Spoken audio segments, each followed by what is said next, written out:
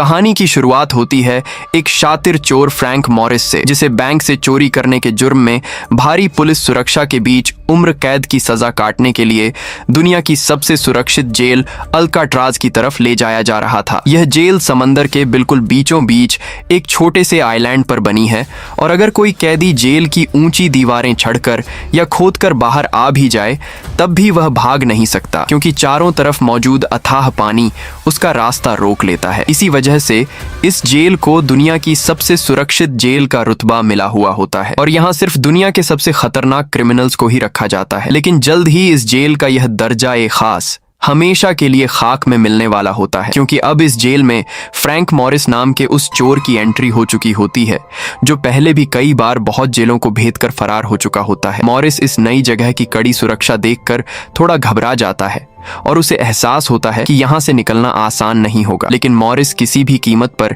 अपनी पूरी जिंदगी इन चार दीवारों के बीच नहीं बिताना चाहता और वह जल्द से जल्द इस जेल से भागने का फैसला करता है। जेल के अंदर कदम रखते ही मॉरिस चारों तरफ नजरें घुमाकर भागने के रास्ते तलाशने लगता है। गार्ड्स मॉरिस को रोकते हैं और सिर से लेकर पांव तक उसकी पूरी तलाशी लेते हैं। इसके बाद गार्ड उसे एक कोठरी के अंदर धकेल देता है और बाहर से लोहे का भारी दरवाजा लॉक करके कहता है, अल्काट्राज में तुम्हारा स्वागत है। और यहीं से इस पूरी घटना की असली शुरुआत होती है। अगले दिन अचानक एक तेज घंटी बजती है और सभी कोठरियों के लोहे के गेट अपने आप खुलने लगते हैं। तभी जेल के अफसर सभी कैदियों को बाहर आने का आदेश देते हैं। इस जेल का अनुशासन बहुत ही ज्यादा सख्त होता है और हर कैदी को साफ सफाई से लेकर समय पर कोठरी के अंदर जाने के नियमों का सख्ती से पालन करना पड़ता है। इसके बाद सभी कैदी बिल्कुल एक जैसी यूनिफॉर्म पहनकर एक लंबी लाइन में खड़े हो जाते हैं और अपना नाश्ता करने के लिए डाइनिंग हॉल में आने लगते हैं। मॉरिस अपनी खाने की प्लेट लेकर एक टेबल पर बैठता है और उसके ठीक सामने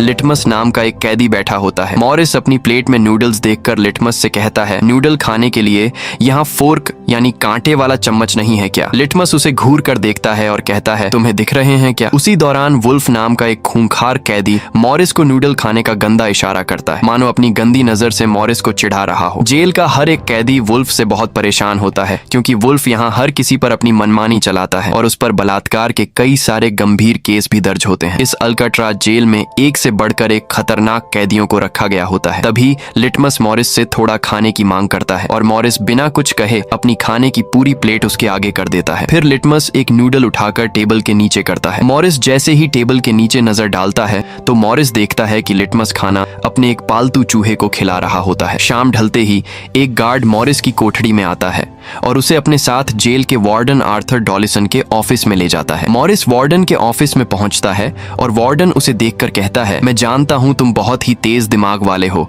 और बहुत शातिर भी हो, लेकिन तुम्हारा यह दिमाग यहाँ किसी काम नहीं आएगा, क्योंकि तुम आज तक चाहे कितनी भी जेलों से भाग चुके हो पर आज तक कोई भी कैदी यहाँ से जिंदा बचकर नहीं निकल पाया। यहाँ सभी कैदी बहुत ही सख्त नियमों का पालन करते हैं और पूरे 2 महीने में सिर्फ एक बार ही कोई तुमसे मिलने आ सकता है, पर उस शख्स की भी पहले सीबीआई जांच करेगी। एक शर्त ये भी, वो पहले कभी किसी जेल में कैदी न रहे हों। लेकिन असल में जेल में कदम रखने के पहले दिन से ही मॉरिस के दिमाग में यहाँ से भागने की पूरी प्लानिंग शुरू हो चुकी होती है। जैसे ही वार्डन अपनी चिड़ियों को दाना डालने जाता है तभी मॉरिस की नजर टेबल पर रखे एक नेल कट्टर पर पड़ती है और मॉरिस मौका देखते ही उस नेल कट्टर को चुराकर अपनी जेब में छिपा लेता है। देखने में वह नेल कट्टर बहुत ही छोटी सी चीज होती है, पर मॉरिस अच्छी तरह जानता है कि अल्काट्राज जैसी खौफनाक जेल में इस छोटे से नेल कट्टर से भी बहुत बड़ा काम किया जा सकता है। मॉरिस वापस अपने सेल में लौटता है और उस नेल कट्टर को अपनी बाइबल की किताब के पन्नों के बीच छिपा देता है। अगले दिन बाथरूम में नहाते समय वुल्फ दोबारा मॉरिस के पास गलत हरकत के लिए आता है और कहता है, मुझे एक तितली की जरूरत है जो मेरी मालिश कर सके। मॉरिस कहता है, कहीं ढूंढ लो जाकर, मुझे क्यों बता रहे हो? तभी वुल्फ कहता है, तुम समझे नहीं शायद, वो तितली तुम ही हो। लेकिन इस बार मॉरिस उसे छोड़ने के मूड में बिल्कुल नहीं होता। मॉरिस अपना असली रूप दिखाता है और वुल्फ को पकड़कर उसकी बुरी तरह पिटाई करता है और उसके मुंह में साबुन घुसा देता है। वुल्फ की पिटाई के बाद मॉरिस का पूरे जेल में एक अलग ही खौफ बन जाता है और अब हर कोई मॉरिस से डरने लगता है। फिर एक दिन जेल के अफसर मॉरिस को लाइब्रेरी में काम करने की जिम्मेदारी सौंपते हैं। वहां मॉरिस की मुलाकात इंग्लिश नाम के एक कैदी से होती है। इंग्लिश इस जेल का सबसे सीनियर कैदी होता है और उसे 2 आदमियों की हत्या करने के जुर्म में उम्र कैद की सजा मिली होती है। इंग्लिश ने अपनी जिंदगी का आधा हिस्सा इसी जेल की दीवारों के बीच गुजार दिया होता है और वह इस जेल के चप्पे चप्पे को बहुत अच्छी तरह जानता है। उसे जेल के अंदर होने वाली हर एक बात की पूरी खबर रहती है। इंग्लिश मॉरिस को देखकर कहता है, मुझे पता है कि आज सुबह तुम्हारी और वुल्फ की लड़ाई हुई थी। इसके बाद इंग्लिश मॉरिस को कुछ किताबें देता है और कहता है कि इन किताबों को हर एक कैदी की कोठड़ी में पहुंचा दो। इसके बाद मॉरिस डॉक नाम के एक कैदी के पास जाता है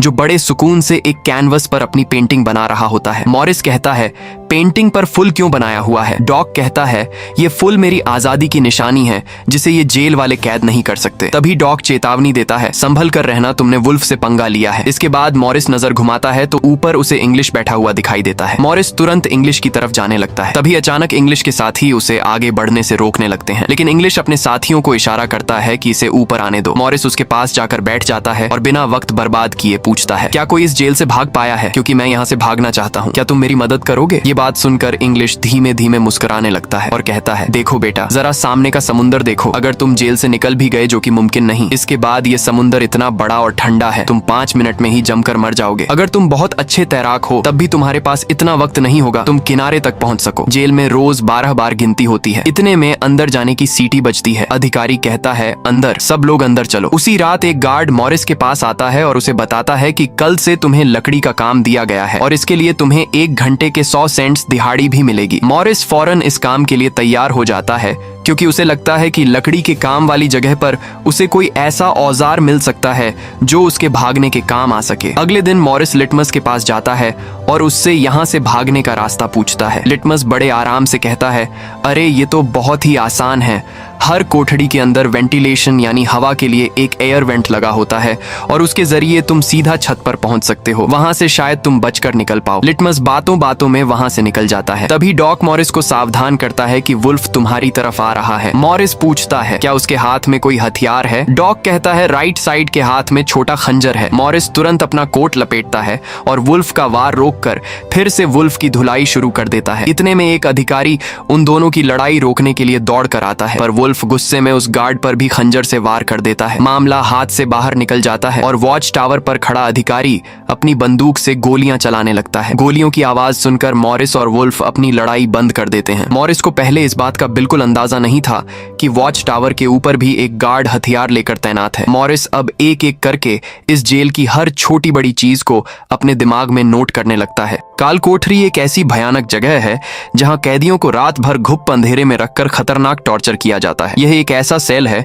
जहां जेल का कोई भी कैदी गलती से भी नहीं जाना चाहता। डी ब्लॉक के अंदर जाने से पहले वुल्फ मॉरिस को घूरकर धमकी देता है, यहां से निकलकर तुम्हें मैं ही मारूंगा। फिर अगले दिन से काल कोठरी में पानी वाली मशीन से मॉरिस को रोज टॉर्चर किया जाता है। पूरे 2 हफ्ते तक उस भयानक ब्लॉक में सजा काटने के बाद गार्ड्स मॉरिस से कहते हैं, अपनी कोठड़ी में वापस जाओ, तुम्हारी सजा पूरी हो गई है। पर मॉरिस की हालत इतनी खराब होती है कि वो ढंग से चल भी नहीं पा रहा। मॉरिस जैसे ही अपनी कोठड़ी में पहुंचता है, लिटमस का पालतू चूहा उसके पास आता है और मॉरिस देखता है कि चूहे के पास एक नोट पकड़ा हुआ है जिस पर लिखा है, वापसी पर स्वागत है मॉरिस। कुछ दिन बाद चार्ली नाम का नया कैदी जेल में लाया जाता है और उसे मॉरिस की कोठड़ी के ठीक पास वाली कोठड़ी में शिफ्ट कर दिया जाता है। मॉरिस और चार्ली के बीच जल्दी ही दोस्ती हो जाती है कि तभी मॉरिस चार्ली को अपने बाकी साथियों से भी मिलवाता है। इसी दौरान वार्डन अचानक बिना किसी सूचना के हर कैदी की कोठड़ी की चेकिंग शुरू कर देता है। चेकिंग करते हुए जब वार्डन डॉक की कोठरी तक पहुंचता है तो वहां दीवारों पर लगी डॉक की बनाई कई पेंटिंग्स दिखाई देती हैं। वार्डन नोटिस करता है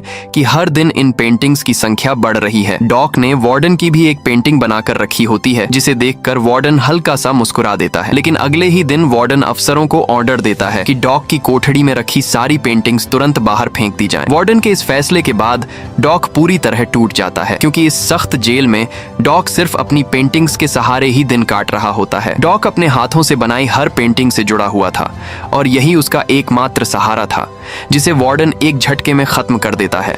मॉरिस डॉक को इस हालत में देखता है और उसे समझाने की कोशिश करता है, कोई बात नहीं, वो सिर्फ पेंटिंग्स थीं, तुम दोबारा बना सकते हो। लेकिन डॉक इस शौक से बाहर नहीं निकल पाता।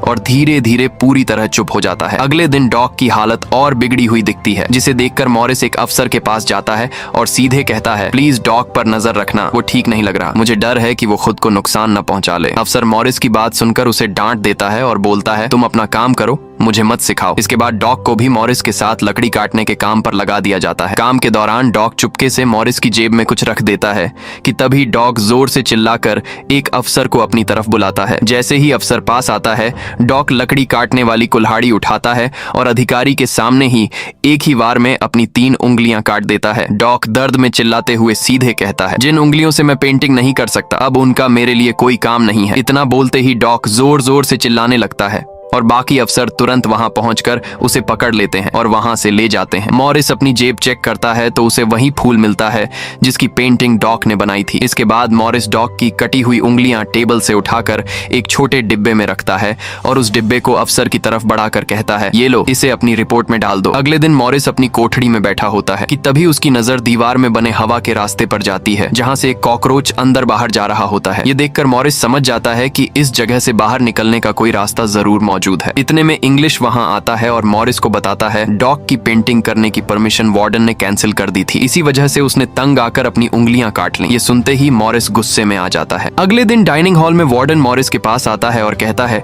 कल डॉग के साथ बहुत बुरा हुआ। मॉरिस बिना उसकी तरफ देखे जवाब देता है, शायद किसी को उसकी पेंटिंग पसंद नहीं आई तो परमिशन रद्द कर दी। वार्डन गुस्से में कहता है, लाइन में जाओ और अपने टेबल पर बैठ जाओ। वहीं मॉरिस को 2 नए कैदी एंगलिन और क्लेरेंस आवाज लगाते हैं। जॉन और क्लेरेंस पहले दूसरी जेल में मॉरिस के साथ उसके ग्रुप का हिस्सा रह चुके होते हैं। मॉरिस की प्लानिंग समझकर जॉन को भी लगता है कि यहाँ से भागना पॉसिबल है और तीनों मिलकर एस्केप यानी भागने का प्लान बनाना शुरू कर देते हैं। उसी रात चार्ली मॉरिस की कोठरी के पास आकर धीरे से बोलता है, अगर तुम यहाँ से भागने का प्लान बना रहे हो तो मुझे भी अपने साथ शामिल कर लो। मॉरिस कहता है, कल सुबह मैं तुम्हें प्लान बताऊंगा। फिर अगले दिन खाने के टेबल पर मॉरिस, चार्ली, जॉन और क्लेरेंस एक साथ मिलते हैं। मॉरिस प्लान समझाते हुए कहता है, हर कोठरी का हवा वाला रास्ता सीधे छत तक जाता है और चारों तरफ खारे पानी के असर से दीवारें कमजोर हो चुकी हैं। मॉरिस बताता है, मेरे पास एक नेल कट्टर है और मैं दीवार को धीरे धीरे खोदना शुरू कर चुका हूँ। मॉरिस आगे कहता है, अगर इसी तरह थोड़ा थोड़ा करके टनल बना लें और छत तक पहुंच जाएं, तो वहां से बाहर निकलने का रास्ता मिल सकता है। जॉन तुरंत पूछता है, अगर रात में अफसरों ने हमें कोठरी में नहीं देखा तो शक हो जाएगा। तभी क्लेरेंस बीच में बोलता है, इसका सॉल्यूशन मेरे पास है। मेरी पहचान का एक कैदी दोस्त है जो सबके बाल काटता है, वह हमें इंसानों के बाल दे देगा और हम उन बालों से नकली सिर बनाकर अपने अपने बिस्तर पर रख देंगे और जब हम टनल में होंगे तब अफसरों को यही लगेगा कि हम सो रहे हैं। लेकिन अब भी सबसे बड़ा सवाल यही रहता है कि कोठरी से निकलने के बाद समंदर पार कैसे किया जाएगा। मॉरिस जॉन की तरफ देखकर कहता है, इसमें मुझे तुम्हारी मदद चाहिए। तुम कपड़े वाले डिपार्टमेंट में काम करते हो तो तुम रेनकोट चुरा कर लाना, उनसे हम ट्यूब और लाइफ जैकेट तैयार करेंगे। तभी चार्ली बीच में बोलता है, मुझे भी कोई काम दो, मैं भी मदद करना चाहता हूँ। मॉरिस चार्ली को खुदाई के दौरान पहरा देने की जिम्मेदारी दे देता है। उसी रात खुदाई शुरू हो जाती है, लेकिन नेल कटर छोटा होने की वजह से कंक्रीट खोदते वक्त मॉरिस के हाथ छिलने लगते हैं। अगले दिन खाने के टेबल पर मॉरिस अपने साथियों से कहता है, इस काम के लिए बड़ा औजार चाहिए, नेल कटर से काम नहीं चल रहा। जब मॉरिस अपने हाथ में पकड़े चम्मच को देखता है तभी उसके दिमाग में एक आइडिया आता है। मॉरिस जानबूझकर चम्मच को जूते पर रगड़कर गंदा कर देता है और अफसर को बुलाकर कहता है, ये चम्मच गंदा है, दूसरा दे दो। मॉरिस को देखकर बाकी लोग भी अपने चम्मच बदलने की मांग करने लगते हैं। अफसर बिना शक किए उन्हें इजाजत दे देता है। वहीं सामने एक अफसर बैठा होता है। जॉन तुरंत उस अफसर को बातों में उलझा देता है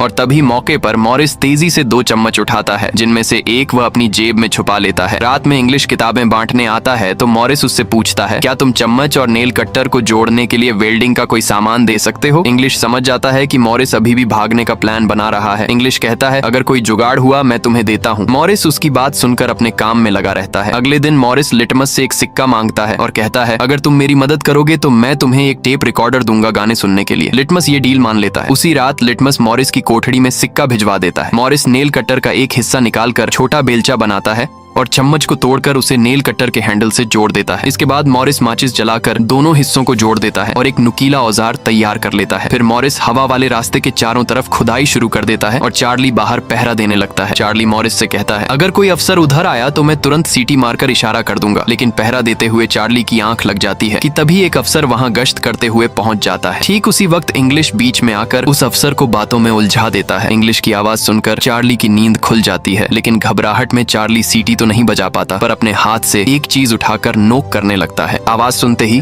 मॉरिस तुरंत छेद को ढककर अपने बिस्तर पर लेट जाता है। अधिकारी कोठरी के पास रुककर कहता है, यहाँ कुछ जलने की स्मेल आ रही है। मॉरिस शांत तरीके से जवाब देता है, मुझे तो कोई जलने की स्मेल नहीं आ रही। अधिकारी कहता है, रात भर शिफ्ट होने के कारण शायद मुझे वहम होने लगे हैं, और इतना बोलकर गार्ड वहां से निकल जाता है। अधिकारी के जाते ही मॉरिस फिर से खुदाई में लग जाता है और हवा वाले रास्ते के चारों तरफ का कंक्रीट निकालने लगता है। लेकिन मॉरिस को सामने जाली के साथ कसे हुए पेंच दिखते हैं, जिन्हें काटने के लिए तेज औजार चाहिए होता है। खुदाई के दौरान जब भी मॉरिस को कोठड़ी से बाहर निकलने का मौका मिलता है, वह जेब में भरी सीमेंट और कंक्रीट को चुपचाप मैदान में गिरा देता है। अगले दिन लकड़ी का काम करते हुए मॉरिस एक तेज धार वाला मेटल का टुकड़ा उठा लेता है, क्योंकि इस मेटल के टुकड़े से मॉरिस जाली के पेंच खोलना चाहता है। चार्ली उसे देखता है और पूछता है, मेटल डिटेक्टर से बचकर इसे बाहर कैसे ले जाओगे? मॉरिस जवाब देता है, वो मैं संभाल लूंगा। काम खत्म होने पर जैसे ही मॉरिस बाहर निकलता है, दरवाजे पर लगा मेटल डिटेक्टर बजने लगता है। मॉरिस टुकड़ा हाथ में पकड़े होता है। तभी अधिकारी पूछता है, इसे क्यों ले जा रहे हो? मॉरिस कहता है, सर इसे भगवान की फोटो टांगने के लिए इस्तेमाल करूंगा। अफसर गुस्से में टुकड़ा छीन लेता है और कहता है, भगवान मन में होते हैं। अधिकारी तलाशी के बाद मॉरिस को जाने देता है, लेकिन मॉरिस पहले ही 2 टुकड़े उठा चुका होता है। एक उसने जानबूझकर हाथ में रखा था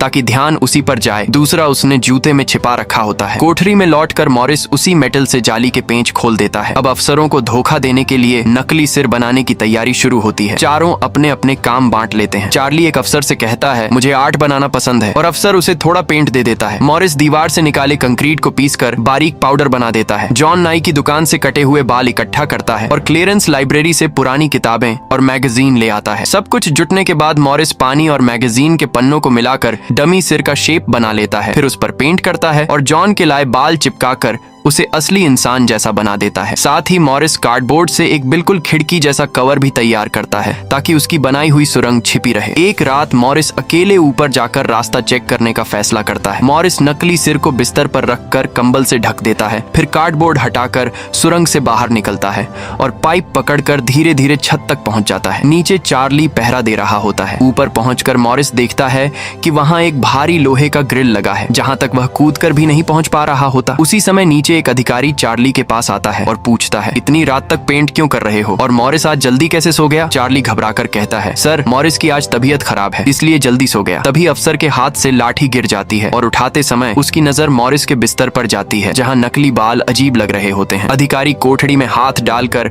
बाल छूने ही वाला होता है कि तभी मॉरिस कंबल के अंदर से बोलता है, क्या हुआ सर, कोई मदद चाहिए? असल में मॉरिस पहले ही वहाँ वापस आ चुका होता है। फिर अधिकारी भी वहाँ से चला जाता है। अगले दिन मॉरिस साथियों को छत वाले ग्रिल के बारे में बताता है और कहता है, ग्रिल बहुत ऊंची है, मुझे एक साथी की जरूरत पड़ेगी। तभी जॉन कहता है, मेरा रास्ता तैयार है, आज रात मैं भी साथ चलूंगा। रात होते ही मॉरिस और जॉन अपने अपने रास्ते से छत पर पहुंच जाते हैं। जॉन मॉरिस को अपने हाथों से ऊपर उठाता है और मॉरिस ऊपर ग्रिल पकड़ लेता है। जांच करने पर पता चलता है कि ग्रिल मजबूत है और पूरी तरह वेल्ड है। मॉरिस कहता है, इसे निकालने के लिए ड्रिल मशीन चाहिए। अगले दिन म्यूजिक क्लास में सब अपने इंस्ट्रूमेंट बजा रहे होते हैं। तभी मॉरिस की नजर एक छोटे टेबल फैन पर पड़ती है। मॉरिस समझ जाता है कि इसकी मोटर से ड्रिल बनाई जा सकती है। मॉरिस चार्ली से कहता है, किसी तरह इसे छिपाकर ले जाओ। चार्ली फैन उठाकर अपने इंस्ट्रूमेंट बॉक्स में रख लेता है। बाहर निकलते वक्त अधिकारी बॉक्स चेक करने लगते हैं। तभी मॉरिस कहता है, मेरा बॉक्स चेक करो, जिससे गार्ड कंफ्यूज हो जाता है और मॉरिस को कहता है, नहीं तुम जाओ। चार्ली की चेकिंग होती है,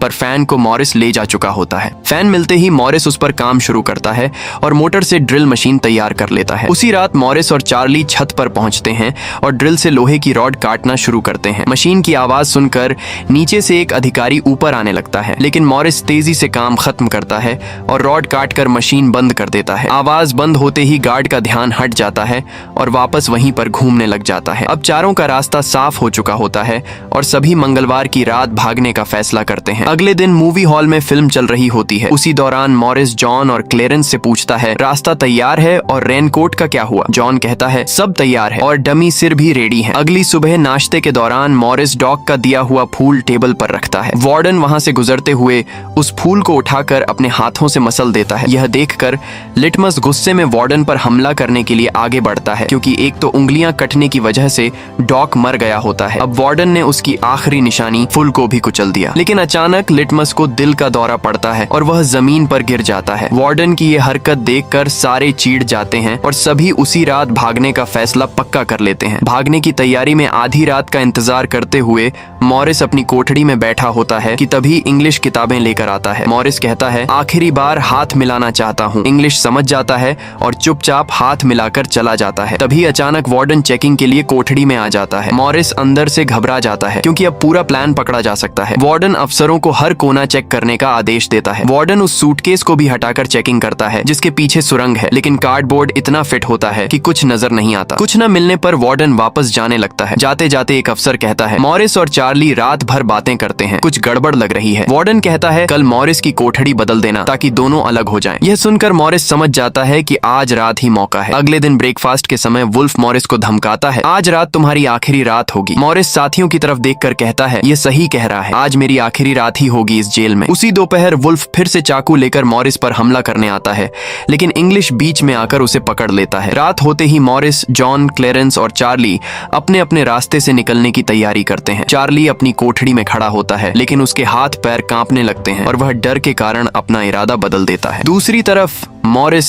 जॉन और क्लेरेंस अपने रास्ते से निकलकर छत पर पहुंच जाते हैं। तीनों वहां कुछ देर छिपकर चार्ली का इंतजार करते हैं, लेकिन जब वह नहीं आता तो उसे छोड़कर आगे बढ़ने का फैसला कर लेते हैं। मॉरिस, जॉन और क्लेरेंस अपने प्लान के हिसाब से आगे बढ़ने लगते हैं। उधर चार्ली अपनी कोठड़ी में खड़ा सब देख रहा होता है और उसके सामने आजादी का मौका दूर जाता दिख रहा होता है। तीनों सर्च लाइट से बचते हुए धीरे धीरे आगे बढ़ते हैं और छिपते छिपते बिल्डिंग के आखिरी हिस्से तक पहुंच जाते हैं। तभी चार्ली के अंदर अचानक हिम्मत आ जाती है और चार्ली भी भागने का फैसला कर लेता है। चार्ली जल्दी से सुरंग के रास्ते निकलकर छत तक पहुंचता है, लेकिन तब तक बहुत देर हो चुकी होती है। चार्ली अकेले उस ऊंचे दरवाजे तक नहीं पहुंच पाता जिसे मॉरिस और जॉन ने मिलकर खोला होता है और चार्ली वहीं खड़ा रह जाता है। दूसरी तरफ मॉरिस, जॉन और क्लेरेंस छत पर लगे पाइप को पकड़कर नीचे उतरते हैं और जमीन पर पहुंच जाते हैं। तीनों टावर में बैठे अफसरों की नजरों से बचते हुए आखिरी दीवार तक पहुंच जाते हैं। इसके बाद एक एक करके आखिरी बची जाली पर चढ़ते हैं और बाहर कूद जाते हैं। बाहर निकलते ही तीनों दौड़ते हुए समंदर किनारे पहुंच जाते हैं। किनारे पर पहुंचकर तीनों चुराए हुए रेनकोट निकालते हैं